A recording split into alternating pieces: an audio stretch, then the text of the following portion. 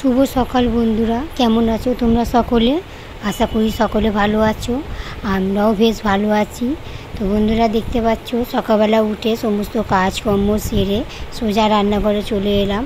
আজকে দুপুরে রান্না করব বেগুন ভাজা, ডাল আর আলু দিয়ে কচু নিয়ে এসেছি বাজার থেকে। তো এই কচু আলুর তরকারি করব।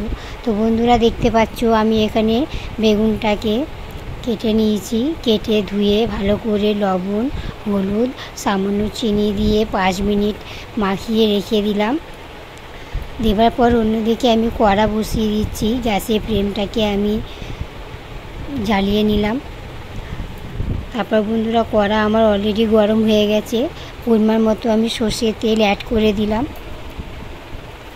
অ্যাড করে দেওয়ার পর তেলটা কড়ার চারপাশে একটু ছড়িয়ে দিলাম। দেওয়ার পর তেল আমার অলরেডি গরম হয়ে এসছে। তো একে একে আমি বেগুনগুলো তেলের মধ্যে ছেড়ে দিচ্ছি। সমস্ত বেগুনগুলো আমি অ্যাড করে দিচ্ছি। এরকম করে উল্টো পাল্টা করে দুপাশে আমি বেগুনগুলো ভেজে নেব। আর তোমাদের আজকে দুপুরে কি লাঞ্চ ছিল অবশ্যই কমেন্ট করে জানিও বন্ধুরা। আর একদিকে আমি সমস্ত বেগুনগুলো আমি ভালো করে তেলের মধ্যে ছেড়ে দিলাম। তো অন্যদিকে আমি বেগুনগুলো উল্টে দিচ্ছি। আর এক পাশটা লাল হয়ে গেছে, আর এক পাশটা উল্টে দিচ্ছি। দুদিকেই ভালো করে লাল করে ভেজে নেব। তোমাদের কি বেগুন ভাজা খেতে ভালো লাগে অবশ্যই কমেন্ট করে জানিও। আমার তো বেশ গরম গরম বেগুন ভাজা ভালোই লাগে খেতে। তো দেখো বন্ধুরা, আমার বেগুন ভাজা অলরেডি হয়ে গেছে। তারপর আমি একটা বাটিতে নামিয়ে নিয়েছি। নামিয়ে নেবার পর এদিকে আমি ভাতের জন্যে জল গরম বসিয়ে দিলাম। পরিমাণ মতো জল দিয়ে দিয়েছি হাঁড়িতে।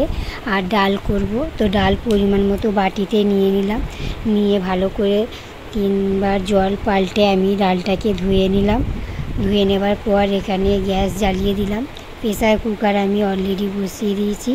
প্রেসার আমার গরম হয়ে গেছে। এখানে পরিমাণ মতো সর্ষের তেল অ্যাড করে দিলাম। ডালটা করব, ফোড়নে দিয়ে দিলাম একটু হিং আর গোটা জিরে। ফোড়ন দিয়ে দেবার পর ডালটাকেও আমি অ্যাড করে দিলাম। অ্যাড করে একটু ডালটাকে ভালো করে ভেজে নিচ্ছি। দেখতে পাচ্ছ বন্ধুরা, সামনে পুজো চলে এসছে। তো বন্ধুরা, তোমাদের কি শপিং অলরেডি হয়ে গেছে না এখনও বাকি আছে কমেন্ট করে জানিও। আমার কিছু হয়েছে, এখনও বাকি আছে। তো এখানে ডালটাকে ভেজে নেবার পর পরিমাণ মতো জল অ্যাড করে দিলাম। তোমাদের সঙ্গে গল্প করতে করতে এখানে আমি ডালটাকেও আমি পরিমাণ মতো জল দিয়ে দিলাম। তারপরে এখানে অর্ধেক টমেটো কুচি করে দিয়ে দেওয়ার পর হলুদ আর লবণ দিয়ে দিলাম। দেওয়ার পর প্রেসারটাকে আমি ঢাকনা লাগিয়ে দেবো। তো এখানে বন্ধুরা তোমরা দেখতে পাবে, তো ঢাকনা আমি লাগাতে লাগাতে আবার থেমে গেলাম। কেন, এখানে আমার ছোটো ছেলে আছে, তো খুবই কান্না করছিল আমাকে ধরে। তো ওই জন্যে তারপর ছেলেকে চুপ করিয়ে প্রেসার কুকারটা আমি লাগিয়ে দিলাম। তারপর জল অলরেডি গরম হয়ে গেছে। পরিমাণ মতো চাল নিয়ে নিয়েছিলাম। নেবার পর ভালো করে ধুয়ে জলের মধ্যে আমি চালটা দিয়ে দিলাম। দেবার পর একটু নাড়িয়ে দিলাম। দেবার পর এখানে আমি ঢাকা দিয়ে দিলাম ভাতটাকে, যাতে ভালো করে সেদ্ধ হয়ে যায়। তো ডাল অলরেডি হয়ে গেছিলো। তো ছোটো গ্যাসের ফ্লেমটাকে আমি ভাত চাপিয়ে দিয়েছি। আর বড় গ্যাসের ফ্লেমটা আমি কড়া বসিয়ে দিয়েছি তরকারি করব। তো কচু আলু দেখতে পেলে বন্ধুরা আমি অলরেডি কুচি করে নিয়েছি। আর এখানে কড়াইয়ে সর্ষের তেল দিয়ে দিয়েছিলাম, গরম হয়ে গেছে। তারপর ফোড়নে অ্যাড করলাম হিং আর 5 ফোড়ন। যেহেতু আজ শুক্রবার নিরামিষ খাই, তাই আজকে আর পেঁয়াজ রসুন তরকারিতে দেবো না। তো আজকে নিরামিষই রান্না করছি। তো ফোড়নটাকে দিয়ে একটু নাড়িয়ে নিলাম। নাড়িয়ে নেবার পর এখানে কচুগুলো অ্যাড করে দিলাম। অ্যাড করে দিয়ে একটু কচুগুলো লাল লাল করে ভেজে নেব।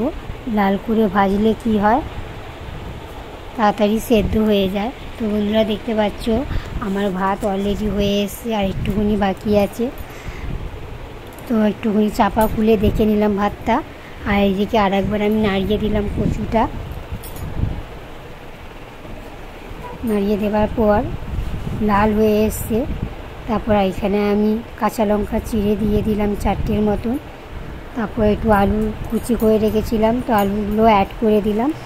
আলুগুলো একটু লাল লাল করে ভেজে নেব। অপেক্ষা করছি লাল হওয়া আসা পর্যন্ত। তো দেখো বন্ধুরা, আমার লাল করে অলরেডি আলু আর কচু ভাজা হয়ে গেছে। তো এখানে মিডিয়াম সাইজের একটা টমেটো কেটে রেখেছিলাম, টমেটোটাকে অ্যাড করে দিলাম। অ্যাড করে দেওয়ার পর একটু নাড়িয়ে নিলাম।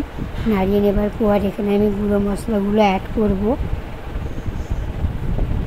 হলুদ গুঁড়ো, ধনে গুঁড়ো, জিরে গুঁড়ো, আর কালার আসার জন্য একটু কাশ্মীরি লঙ্কার গুঁড়ো দিয়েছিলাম। গুঁড়ো লঙ্কাটা দিইনি, যেহেতু কাঁচা লঙ্কা দিয়েছিলাম তাই। তো বন্ধুরা দেখতে পাচ্ছ অলরেডি এই মশলাগুলো অ্যাড করে দিচ্ছি।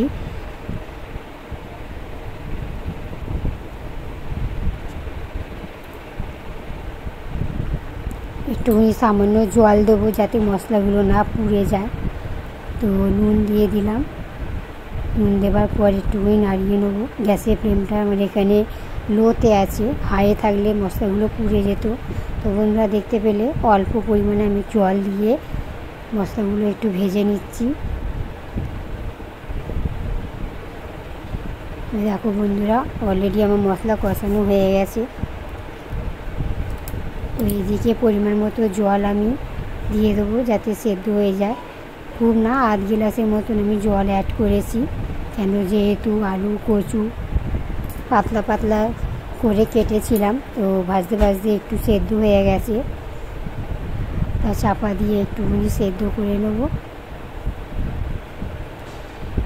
দেখো বন্ধুরা,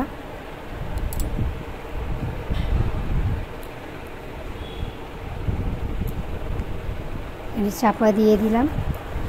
দেওয়ার পর তরকারি আমার অলরেডি তৈরি। নামাবার সময় একটু ধনে পাতা কুচি করে দিয়ে দিলাম। তো ভিডিওটা আমার কেমন লাগলো অবশ্যই কমেন্ট করে জানিও।